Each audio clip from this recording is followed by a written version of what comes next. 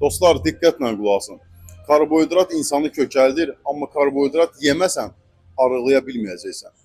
Və bir daha söylürəm dostlar, yeməyi şişirtməyin. Yəni sən əgər 1 3 demək istəyirsənsə, gərək 1 2 3 deyəsən və hər şey sıralama ilə, nizam-intizamla getməlidir. Sən tələsik nə isə eləyə bilmərsən.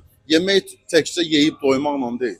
Yəni yemək yeyirsən, depo yaradırsan, artıq çəki olur, sağlamlığın əlindən gedir. Fikir adamı əziyyət verir, stres, forman da həmin forma deyil, təngi nəfəs və s. və ilahi. Ona görə bir daha söylürəm, depo eləmə. Biraz yedin, kifayət eləyir. Yəni ehtiyac yox.